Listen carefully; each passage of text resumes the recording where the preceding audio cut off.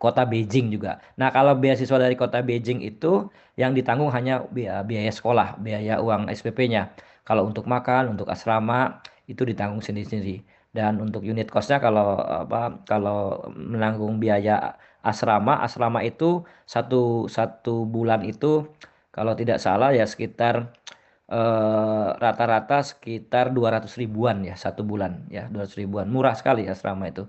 Tidak terlalu mahal dan itu ya jadi bisa lewat university atau juga kalau nanti ada di daerahnya itu yang telah melakukan sister city misalkan Beijing ini sister city-nya dengan Bali kemudian Kunming itu sister city-nya dengan Surabaya. Nah itu biasa langsung anak-anak itu lewat skema pemerintah provinsi mengirimkan anak-anak di sana lewat beasiswa provinsi. Nah kalau beasiswa provinsi itu biasanya yang nanggung hanya untuk uang sekolah saja. Jadi uang sekolah, kemudian untuk makannya bisa ditanggung oleh pemerintah provinsi atau kabupaten. Jadi sementara untuk pembiayaan HSK sendiri, untuk pembiayaan persyaratan khusus juga tidak ada bantuan dari pemerintah. Semuanya itu mandiri ya, karena itu adalah salah satu bagian persyaratan untuk bisa melamar untuk mendapatkan beasiswa. Dan pada prinsipnya beasiswa Cina itu tidak terlalu susah ya. Nah, kecuali kalau memang beberapa nanti kan bisa alternatif. Jadi kalau nanti di CGS itu kan nanti akan ditawarkan tiga perguruan tinggi. Satu, misalkan ambil Tsinghua University. Nah, Tsinghua sini kan ada dosen kita yang sekarang jadi Bu Wamen ya, Bu Stella ya. Dulu sama-sama kami dengan Bu Stella di Beijing ya. Eh, Sebagai Wamen sekarang Wakil Menteri. Itu bisa menggunakan skema-skema itu. Jadi pada prinsipnya tidak terlalu susah ya. Sepanjang Bapak Ibu adik-adik sekalian semuanya bisa menuliskan study plan ya. Kemudian persyaratan-persyaratan teknis lainnya. Kalau ada tambahan-tambahan lain mungkin ini sebagai supporting aja ya untuk persyaratannya. Karena nanti harus memilih tiga kampus. Misalkan Tsinghua, nomor dua misalkan Zhejiang, nomor tiga misalkan Guangdong atau seterusnya. Silakan dipilih. Nanti pada saat tidak diterima di Tsinghua akan digeser kepada kampus yang kedua. Tidak diterima digeser ke kampus kedua eh, akan ke kampus ketiga. Dan di beberapa perguruan tinggi itu wawancara itu hanya ngecek dokumen. Tidak ada lagi wawancara seperti yang saya mengikuti beberapa seleksi seperti Korea, seperti Jerman dan seterusnya itu betul-betul ada wawancara pengetahuan macam-macam. Jadi kalau Cina itu biasanya komunikasinya lewat email. Jadi pantau terus email ya. Kalau nanti ada pergeseran jurusan biasanya diminta untuk mengisi dokumen. Nah, ini biasanya yang kadang-kadang terlewat itu adalah anak-anak kita itu jarang ngecek email sehingga nanti ada miss. Sehingga itu yang bisa saya sampaikan. Jadi silakan sekarang sudah dibuka ya sampai dengan bulan Maret ya. Nanti untuk April itu nanti ada beberapa program juga ya. Untuk beberapa program yang sifatnya nanti provincial government. Jadi bisa diambil dan dimanfaatkan untuk semuanya. Terima kasih. Oke, terima kasih Pak Yaya. Jadi itu teman-teman gitu ya yang memang tertarik untuk mengambil beasiswa luar negeri ya, terutama ke Cina gitu ya. Jadi sebenarnya semua hal itu bisa dikondisikan dan dipersiapkan gitu ya Pak Yaya ya. Mumpung Betul. teman-teman ini kalian lulus ini di akhir tahun, di mana awal tahun itu semuanya pada dibuka gitu ya kalau teman-teman mau ke Cina gitu. Jadi ini kesempatannya dan juga part dari perjuangan. Ayo sekarang dikumpulkan dulu esainya, study plan-nya dibuat semenarik mungkin dan deskriptif mungkin gitu ya sehingga nanti visi Anda ke depan itu akan kelihatan melalui esai tersebut. Oke. Nah, selanjutnya ini ada pertanyaan ini dari Muhammad Rizky Fabrian. Buat Mas Aan ini kayaknya nih. Perkenalkan saya Muhammad Rizky Fabrian dari Pendidikan Kepelatihan Olahraga. Saya mau bertanya, bagaimana cara mengubah mindset generasi muda yang masih terpaku pada mencari pekerjaan aman agar mampu menjadi pencipta lapangan kerja melalui inovasi digital? Mau nggak silakan Mas Aan? Ya, makasih Kak Gama, terima kasih juga Mas Rizky ya pertanyaannya. Gimana cara merubah mindset itu ya? Jadi yang pertama teman-teman, eh, mindset awal ya pada saat kita misalkan bekerja awal, tadi sebenarnya sudah disepil oleh Pak Yaya gitu ya. Jadi kerja itu adalah, ini sekaligus jawab pertanyaan kayaknya di atasnya ada tuh ya, Kak Ya, Gama gitu ya, kaitannya ya. sama apa kesalahan paling sering dilakukan fresh graduate pada saat awal gitu ya.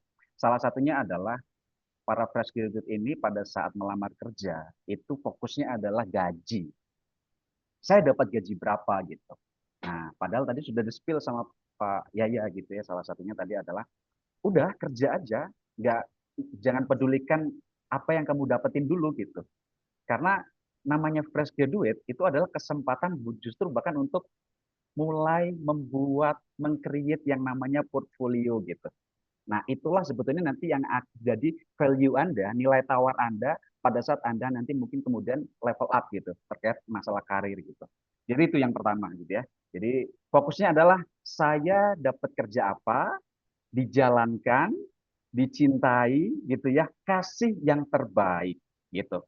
Ya, sehingga apa? Itu yang akan menuntun kita gitu loh. Nanti pada saat teman-teman bekerja dengan sukacita tadi itu ya, nanti akan banyak sekali kesempatan-kesempatan yang kemudian teman-teman temukan gitu. Nah, sekali tadi menjawab juga Kak Gama ya, itu beberapa tuh mirip-mirip gitu ya. Jadi sekalian nanti Betul. nempel-nempel sekalian gitu. Kayaknya tadi yang jurusan juga nggak sesuai. Saya salah satu apa namanya pekerjaannya juga yang nggak sesuai sama jurusan saya pada saat kuliah gitu. Jadi pada saat awal dulu gitu ya, saya jurusan kimia gitu ya, eksak. Ya, tapi pada saat ini ternyata pekerjaannya adalah kaitannya sama SDM, ya, kaitannya sama bisnis gitu. Oke. Tapi pada tahap awal dulu, saya tuh kemudian semester 8 tuh sudah ditawari gitu untuk menjadi pengajar, guru. Oke, di salah satu sekolah yang kemudian challenging sekali, quote and quote ya. Tadi ini salah satu juga makanya saya jadi kayak ada interkoneksi tadi pada saat perintis gitu ya. Jadi pada saat sekolahnya adalah luar biasa dan bahkan ada satu kelas itu Bagama ya, itu benar-benar nggak ada yang mau jadi wali kelas itu gitu. Karena saking luar biasanya anak-anaknya. Gak ada yang berani, isinya preman semua gitu ya.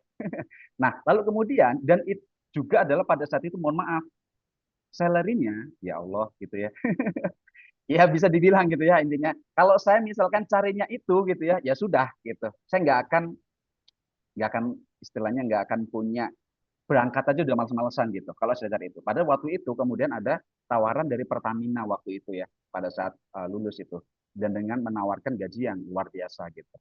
Dan kemudian akhirnya saya ngambil itu karena saya suka sekali mulai dari mahasiswa itu aktivis gitu ya. Suka sekali kalau melihat adik-adik itu kayak bertumbuh gitu. Itu seneng gitu. Makanya pada saat di sekolah itu saya cari gitu. Siapa di sini yang mau gitu. Yang mau berkembang. Saya tawarin gitu. Akhirnya apa? Saya ajak dia ke Jakarta gitu. Mungkin kalau buat kita ke Jakarta biasa ya. Tapi buat anak-anak yang di pinggir itu ya, yang istilahnya aksesnya itu terbatas, ke Jakarta itu luar biasa gitu. Bahkan ketika nyampe sana, kemudian dia menyaksikan langsung gitu ya, dia pulang langsung bikin karya gitu. Saya terinspirasi juga caranya Pak Jonan gitu ya pada membangun kereta api gitu. Jadi bahkan dia itu ajak tuh seluruh timnya gitu ya, keajak ke Cina ya waktu itu ya, untuk melihat merasakan langsung. Habis itu dia bilang gini, kita akan buat seperti ini di Indonesia gitu. Wah, jadi kayak udah ngerasain langsung, habis itu kemudian uh, pulang, habis itu buat gitu. Nah itu ya salah satu juga cara untuk kita loncat gitu ya dari fixed mindset ke growth mindset gitu. Jadi yang pertama adalah cintai dulu gitu. Oke, yang kedua adalah ketika ada amanah, ya udah lakukan dengan terbaik yang bisa kita lakukan gitu. Oke, dan yang berikutnya adalah tadi tuh level up framework kita. Jadi kita belajar, kita networking gitu ya, kita kemudian apa namanya bikin karya, bangun portofolio gitu ya. Dan tadi juga disinggung oleh Mbak Putri gitu. Kalau misalkan kita itu sosial medianya kita sesuatu hal yang istilahnya nggak ada informasi tentang kita sehingga kayak Mbak Putri ini pekerjaan adalah memverifikasi. Ya gimana caranya untuk memverifikasi? Makanya mulai sekarang adalah yuk ketika punya skill sesuatu upload nggak apa-apa, upload karya-karya. Sehingga apa? Hari ini sosial media dipenuhi dengan ya para perkarya-perkarya yang positif-positif itu gitu. Itu mungkin ya Kak Gama ya. Semoga menjawab. Oke, baik, thank you. Oke, baik. Selanjutnya ini pertanyaan sebenarnya juga cukup banyak yang berada di level ini sih mungkin teman-teman terutama yang lulusan di D4 ya sarjana terapan ataupun yang S1 gitu terutama. Bahkan beberapa yang S2 yang mungkin dari S1 langsung S2 itu juga ada kegalauan ini gitu. Nah, mungkin sebagai ekspertis nih Mbak Putri gitu ya. Ini ada pertanyaan dari Mas Abdul Hakim nih. Dia tanya, bagaimana sih cara memilih pilihan dalam hidup, khususnya di ranah profesional dalam pekerjaan untuk diperdalam dan dikembangkan. Karena dia pribadi secara jujur masih agak bimbang nih bidang mana yang harus dipilih, karena merasa bahwa ada beberapa bidang yang berpotensi untuk dikembangkan, tapi masih bingung nih harus memilih yang mana, karena saya merasa bahwa pasti ada yang perlu dipilih untuk didahulukan gitu. Monggo, silakan Mbak Putri. Terima kasih Mbak Gama. Iya, sebenarnya sih melanjutkan dari Mas An tadi ya. Personal brandingnya kita tuh penting juga sih. Pada saat kita tahu bahwa mana passionnya, kita mau kemana, itu semua itu pasti dari kitanya dulu. Kalau ngomongin milih-milih, kita berhak milih-milih pekerjaan. Tapi sekarang kondisinya ini kalian kalau fresh graduate, kalian nggak akan punya experience, pengalaman itu kalau kalian nggak mau coba dulu. Dari situ kalian mulai start belajar. Kalau ngomongin itu dari saya aja, kalau ngomongin background, saya pertama kali kerja nggak ada nyambung-nyambungnya sama kerjaan saya sekarang. Saya dulu pertama kali kerja di FedEx di perusahaan Amerika, dan itu logistik, which is kurir, yang jauh banget sama yang sekarang. Pindah lagi beberapa perusahaan lain, juga perusahaan asing juga berbeda. Jadi eh, mereka yang nantinya justru akan nawarin kalian kerjaan, bukan kalian yang seeking lagi. Tapi untuk starting, tetap follow your rules. Jadi passionnya kalian kemana, kalian coba dulu. Kalau nggak kejelungup kasarannya, kalau nggak nyoba dulu nih, terjun dulu, kalian try dulu mana yang sesuai dengan kalian. Soalnya kalau zaman sekarang anak-anak gadget, tapi lingkungannya nggak enak nih, teman-temanku nggak asik nih, jadi nggak feel nih mau kerja. Nggak bisa gitu dong. Itu katanya mau kerja itu tadi ya, mau cari uang kan. Kita coba dulu mana yang sesuai dengan kalian, itu bukan berarti benar-benar harus dengan background pekerjaan kalian. Kalian harus punya mindset bahwa kalian siap kerja itu untuk apa? Untuk diri kalian. Level up yang kata Mas Aan bilang itu level up untuk diri kalian sendiri dulu. Untuk apa ini? Kenapa? Mau apa? Pilih apa? Dari situ tuh nanti kalian akan bisa decide mana yang worth it buat kalian. Karena kalau misalkan ngomongin, aku harus milih yang mana ya Mbak? Misalkan ada beberapa pilihan, Mbak yang di sini gajinya berapa, tapi di sini tempatnya jauh. Nah itu kan mathematics ya, ngitungnya lebih ke mathematics. Tapi kemana yang kalian harusnya kalian sudah punya pikiran nih. Aku after ini, aku pengennya bus ke sini. Nah kalau misalkan nanti mungkin di job street dengan perbaikan kualifikasi kalian di job street, karena kita sudah ada AI, mereka akan bisa direct to connected kalian, bantuin kalian mana yang related dengan kualifikasi kalian. Kayak gitu, untuk starting ya. Kalau kalian masih belum tahu decide mau kemana. Nanti mereka akan kasih kita reference dulu, kalian harus kemana dulu, mau kemana dulu, untuk bisa kejungkel itu tadi ya. Nanti dari situ kalian akan bisa starting how to mau integrate kalian, mau level up. Kamu mau kemana lagi nih? Aku udah belajar di perusahaan ini dapat A. Kalian mau kemana lagi nih? Mau dapat apa lagi untuk bisa maju? Kayak gitu sih, Mbak Gama. Oke, Semoga thank membantu you. sih. Yes, thank you Mbak Putri. Oke, ini pertanyaan selanjutnya ini dari alumni S3 Pak Yaya. Pertanyaannya bos langsung di tulis nih, pertanyaan kepada Pak Yaya gitu. Saya alumni S3 UM dan saat ini berstatus sebagai guru PNS di SMP. Saat kembali ke sekolah, beliau merasa ada gap yang dirasakan di mana saat ini iklim riset kurang mendukung. Guru hanya dituntut menulis best practice. Nah, di satu sisi jika ingin melimpahkan ke dosen atau menjadi peneliti itu ternyata alur birokrasinya cukup sulit kalau mau switching karir. Apakah ada saran untuk kami para guru yang ingin mengembangkan riset dan di mana kami bisa mencantolkan afiliasi karena masih bertugas di sekolah? Monggo silakan Pak Yaya. Ya, terima kasih pertanyaan yang bagus ya. Dan alhamdulillah sekarang juga telah banyak ya guru-guru kita, kepala sekolah kita yang saat ini sudah S3 ya. Dan ini Tuh. juga sebenarnya tidak kita syaratkan ya S3 itu di sekolah-sekolah, tapi ini kan salah satu upaya ya dari masing-masing guru untuk bisa memperbaiki kualifikasi. Karena nanti implikasi dari kualifikasi ini kan ada kenaikan jenjang pangkat, golongan, dan seterusnya. Nah, menurut saya ini adalah hal yang sangat potensial ya. Dan itu juga kita sebenarnya memiliki ruang-ruang untuk bisa berkontribusi ya dan bisa menyalurkan bakat terkait dengan riset ya. Salah satunya adalah di BRIN ya. Nanti kalau misalkan terkait dengan riset pendidikan nanti kita akan sambungkan ke BRIN ya. Kira-kira teman-teman dari guru-guru ini yang tertarik karena juga ada pembiayaan ya, ada project-project yang mungkin nanti bisa di-apply di situ ya. Kemudian nanti bisa dikerjakan project, sepanjang itu project nanti ada peningkatan kualitas, kemudian macam-macam itu akan dibiayain oleh pemerintah. Termasuk juga ada beberapa project yang dicantolkan di Dikti ya sebenarnya di Saintek ya.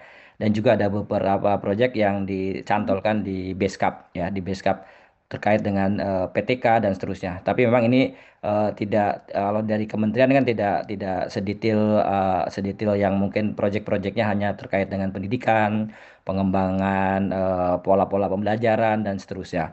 Saya pikir akan lebih berkreasi ya kalau yang bersangkutan itu tidak hanya jadi guru, silakan aja menjadi kepala sekolah karena sekarang kita sudah buka ruang selebar-lebarnya untuk bisa semua orang bisa menjadi kepala sekolah sepanjang memenuhi persyaratan. Syaratnya apa? Golongannya 3C. Bagaimana pengusulan calon kepala sekolah? Nah, misalkan nih saya sarankan yang sudah S3 ini itu lo bisa melalui 3 jalur sekarang. Kita buka. Kalau dulu kan dinas yang mengusulkan. Sekarang nggak, kementerian membuat satu inovasi. Jadi yang pertama inovasinya yang bersangkutan bisa mengusulkan menjadi kepala sekolah lewat ruang GTK, lewat super app yang kita punyai. Yang kedua, kepala sekolah bisa mengusulkan maksimal 2 orang gurunya yang potensial untuk menjadi kepala sekolah. Yang ketiga adalah dinas pendidikan. Nah, ruang-ruang ini sebenarnya sudah kita buka selebar mungkin. Semua orang bisa berkiprah dan bisa memiliki menduduki jabatan kepala sekolah. Saya pikir nanti akan lebih banyak berinovasi manakala menjadi pemimpin menurut saya.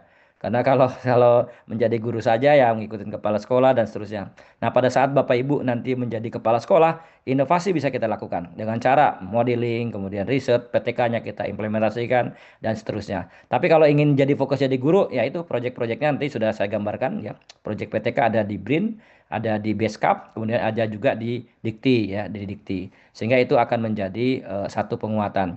Nah, tentunya juga dalam bidang riset juga ini ada implikasinya terkait dengan kenaikan pangkat. Tapi pangkatnya kan dari 4D ke 4E, dari 4C ke 4D ya. Itu yang menjadi kewenangan dari kementerian. Salah satunya adalah riset-riset yang dibuat oleh para guru dalam kenaikan jenjang jabatan. Jadi menurut saya eh, positif ya. Silakan, tidak semua guru juga suka menulis ya.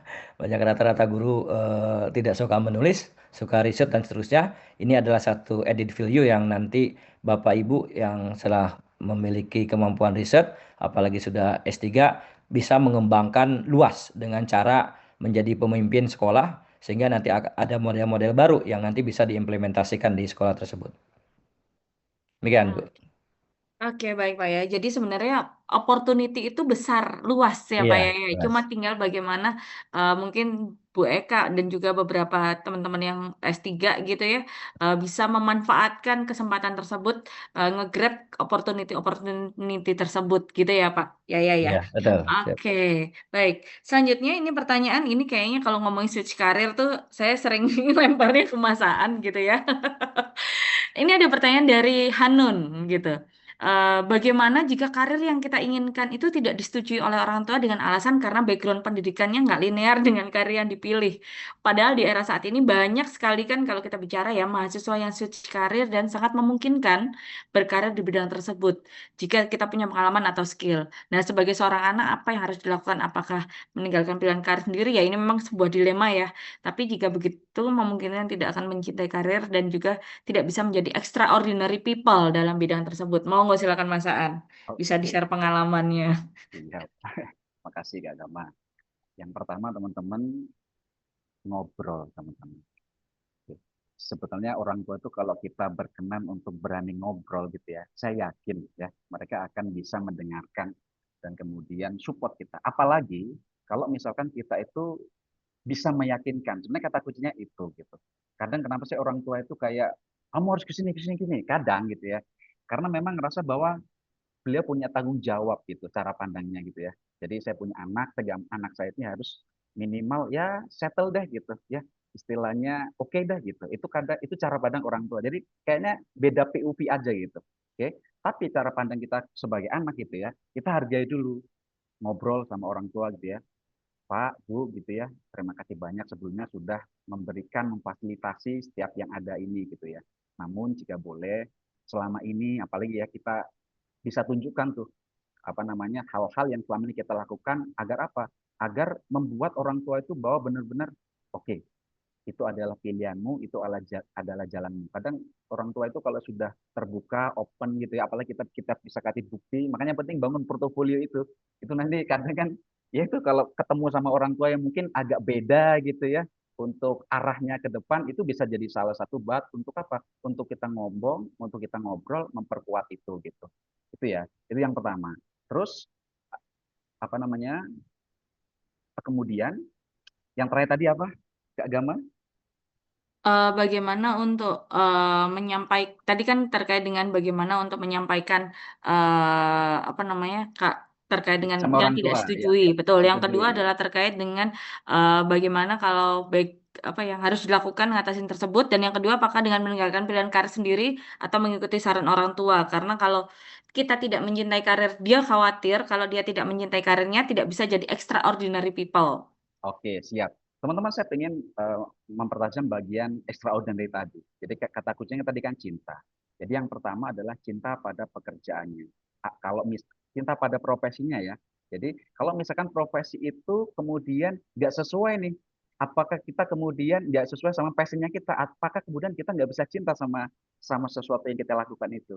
Bisa teman-teman, kita bisa cari ya. Kita bisa cari. Mungkin bisa cari di situ adalah lingkungannya gitu ya, sehingga dari lingkungan itulah kita bisa masuk menjadi seneng ya, nyaman bekerja. Kalau nggak ada lingkungan mungkin orang-orangnya gitu. Kalau nggak gitu mungkin visi yang dibawa oleh ownernya atau foundernya gitu. Itu salah. Jadi cinta itu macam-macam ya, bukan tidak harus itu sesuai dengan passionnya kita. Kalau memang itu oke dan sesuai, gas gitu ya, malah makin menjadi-jadi gitu. Tapi kalau misalkan kita dituntut dengan realistis gitu ya, dapat pekerjaan ini. Ya gimana caranya kita bisa mencintai pekerjaan itu?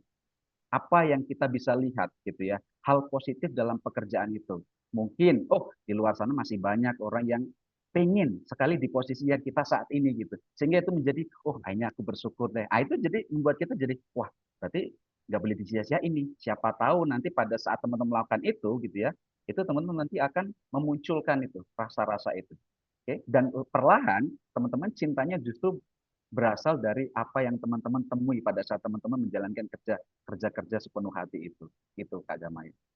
Siap, oke, thank you Mas Aan sharing-sharingnya. Oke, selanjutnya ini pertanyaan dari Muhammad Didin buat Mbak Putri nih. Apakah benar kompetensi digital bisa menggantikan kedalaman pengalaman nyata atau hanya jadi alat bantu yang bergantung pada konteks industri dan peran tertentu? Karena yang bersangkutan ini saat ini sedang menyiapkan langkah awal nih buat masuk dunia kerja dan sedang aktif untuk memperdalam kompetensi di bidang industri gitu ya terkait QA, quality dan juga maintenance. Cuma agak khawatir nih kalau nanti dia akan tergantikan oleh teknologi ini sendiri gitu terkait dengan kebutuhan seperti apa sih dan juga seperti apa sih seberapa penting sih sebenarnya kemampuan adaptif digital itu. Monggo silakan Mbak Putri.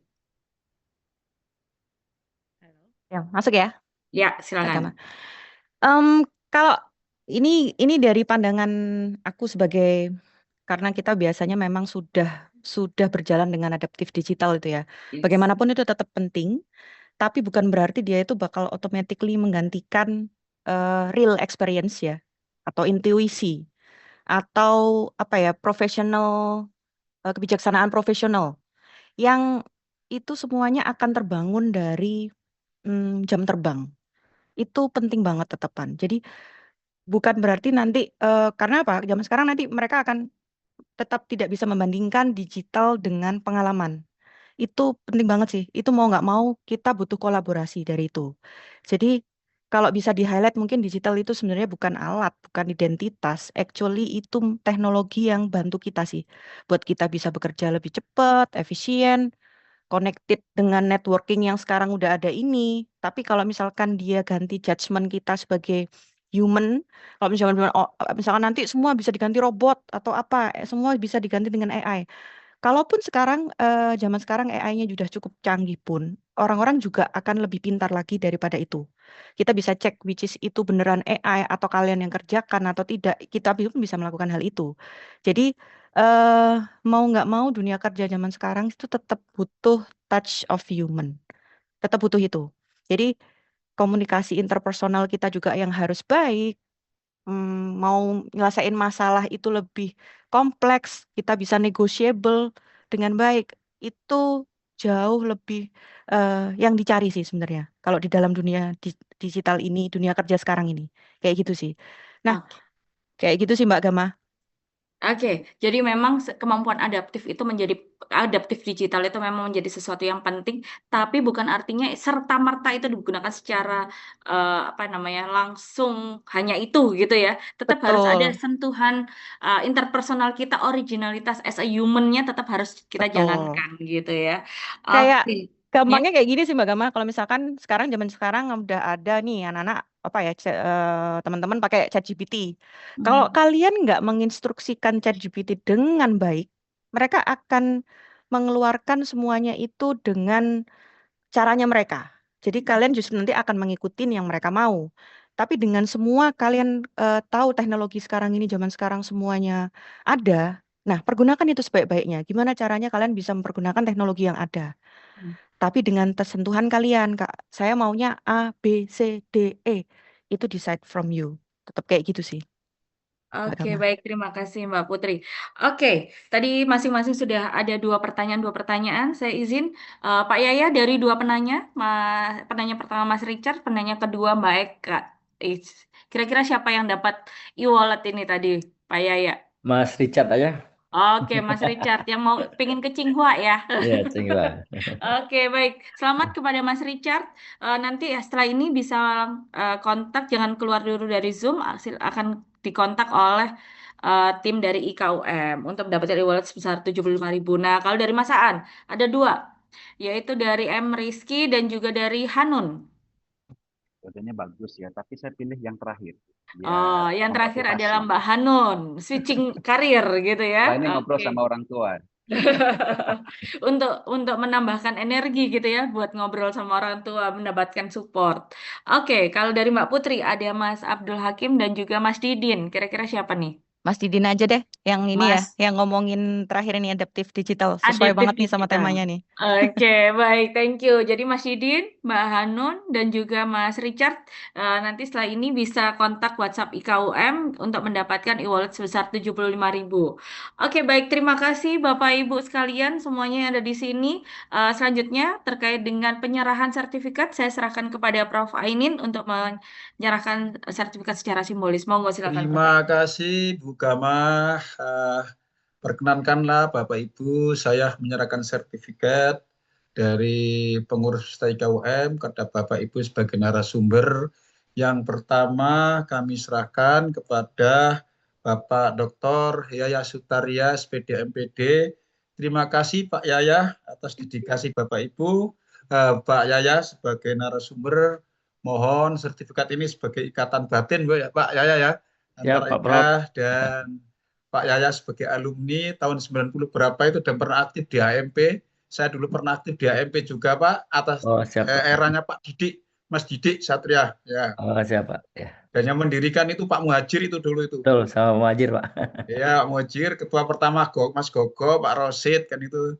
Ya, saya dulu juga aktif di situ. Terima kasih Pak Yaya ya. Ya, makasih Pak Ya, Prof. terima kasih. Pak Prof. Kemudian yang berikutnya, terima kasih nih kami sampaikan sertifikat pada Mas Aan, Kak Prestia ini berkali-kali kami minta kegiatan ini baik itu webinar maupun langsung ketika pengukuhan Bu Gama ke Tulungagung itu mana kemarin ke Tulungagung Ponorogo ya Ponorogo yaitu bagi narasumber. Terima kasih Mas Aan ya diterima dari IKUM sebagai ikatan batin dengan IKA. Dan yang ketiga sertifikat kami berikan juga kepada Ibu Putri Wardani Paruswari dari Job Street ya.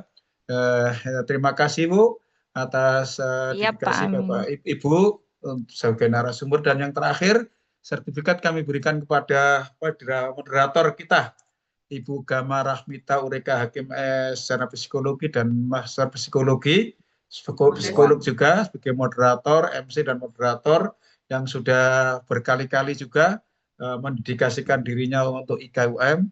Dan terima kasih kepada semuanya Bapak Ibu dan termasuk mahasiswa yang hadir atas nama pengurus IKUM. Mohon maaf apabila ada kekurangan dalam penyelenggaraan ini. Assalamualaikum warahmatullahi wabarakatuh.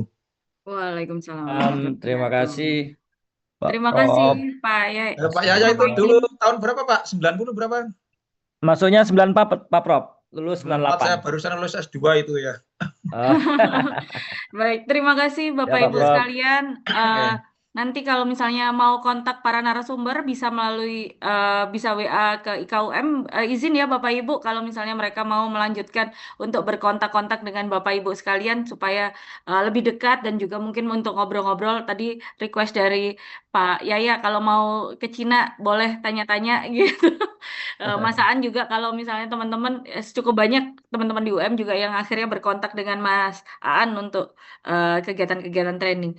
Izin sebagai moderator dan juga MC pada hari ini menutup untuk kegiatan pembekalan calon wisudawan UM periode ke-136 tahun 2025 ini. Semoga semuanya sukses. Teman-teman yang akan diwisuda juga sukses, lancar karir maupun studi lanjut dan juga mungkin berwirausaha. Semoga lancar ke depannya dan banggalah menjadi IKUM karena IKUM selalu di hati alumni.